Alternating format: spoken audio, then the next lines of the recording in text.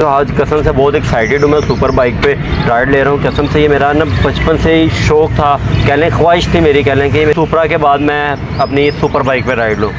अच्छा, जो मैंने पसंद की थी बाइक वही है ना? हाँ वही है, वही उससे बस अच्छी ठीक है यार, उससे भी अच्छी है। हाँ उससे भी अच्छी है यार 1 2 और 3।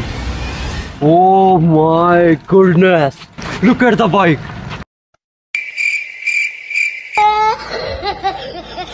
कैसी लगी आप लोगों को सुपर बाइक? अब हम इसकी राइड लेते हैं, आ जाओ।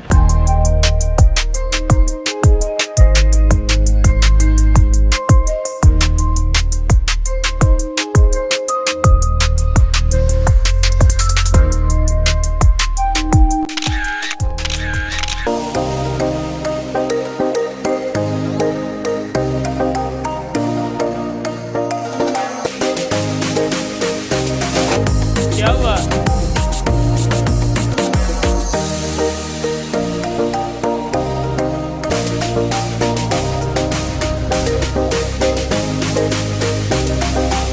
यार जैसे भी वीडियो बनी लाइक और सब्सक्राइब करके बेल आइकन को दबा देना।